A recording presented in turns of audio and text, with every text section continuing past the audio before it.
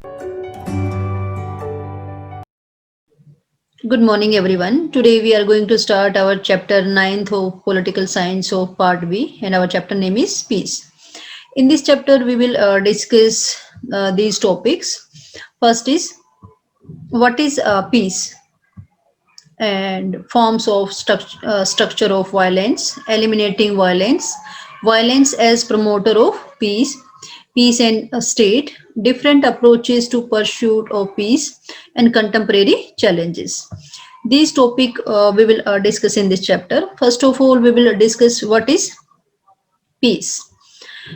Peace, it is normally defined as absence of war, but this is quite misleading. While every war leads to absence of peace, and every absence of peace need not to take the form of war.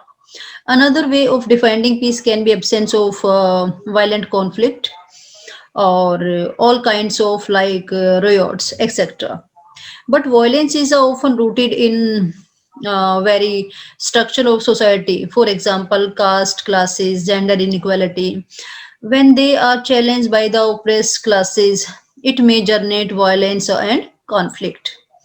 Now we will discuss forms of structure of violence. There exist untouchables as per our traditional caste system, even though our constitution has Article 17. And majority of laboring classes are confined to informal sector where wages and condition of worker are abysmal. Now, colonialism, present example, we can take where Palestinian struggle against Israel and domination, and racism and the communalism. These are the forms of structure of violence, and we are facing such type of violence in different countries. Now, our third topic is eliminating violence. Now we will discuss eliminating of violence. Constitution of UNESCO observes since wars begins in minds of men, and it is mind of man that defense of peace must be constructed. For this, different principle exist meditation and psychoanalysis, etc. And peace is not an end state, but is a process involving active pursuit for moral and the material resources needed to establish human means welfare in broadest sense of term. Now, we will discuss violence as a promoter of peace. Violence as a promoter of peace. Sometimes violence is necessary for the continuing peace. For example, military war to defend territorial boundaries or uh, liberation struggles. But pacifists take moral stand against use of violence. They favor mobilization of love and truth to win hearts and minds of the oppressors. They favor non-violent form of resistance. For example, civil disobedience movement. Mahatma Gandhi took stand on justice and appealed to conscience of Britishers rulers. If that did not work, then he put moral and political pressure on them by launching mass movement and drawing inspirations from him. Martin Luther King waged means a similar battle in 1960 against anti-black racial discrimination in USA. And now we usually understand non-violence to means no injury. But for Mahatma Gandhi, non-violence meant not just refraining from means causing physical harm, mental harm, or loss of livelihood, but even a thought of harming someone is violence.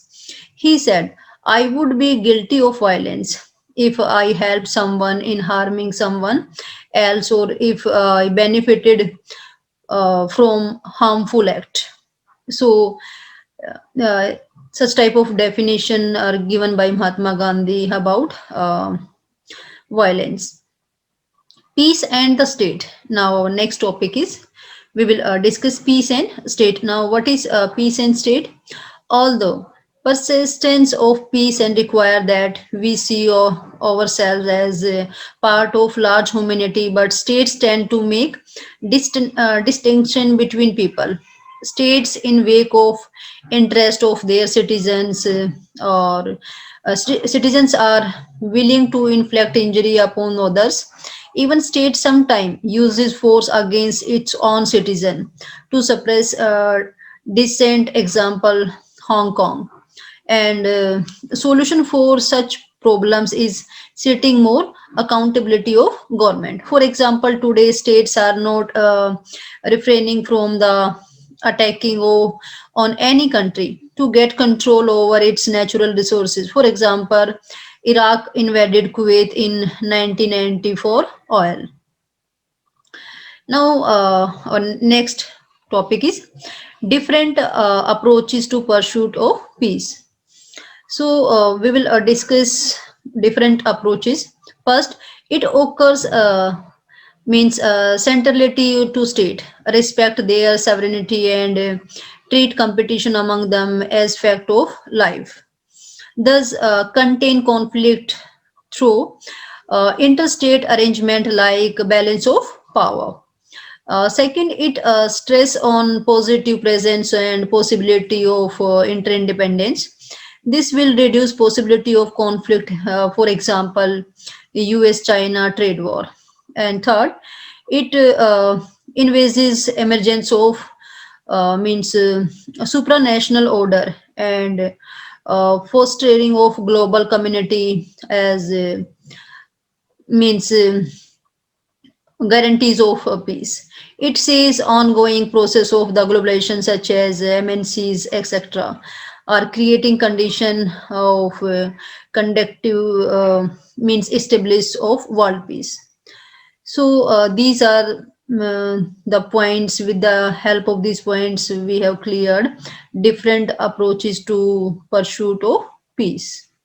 Now, our last point is contemporary challenges.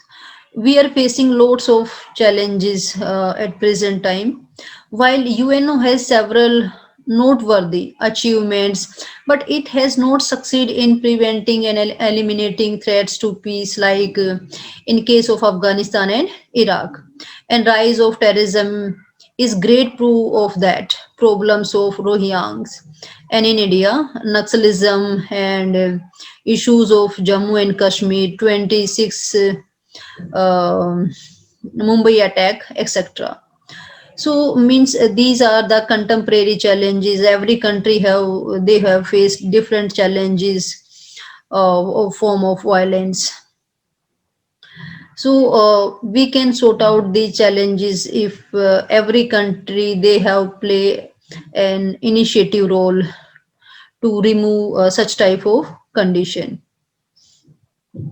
It was our topic, and hope it is clear to all. Thank you so much.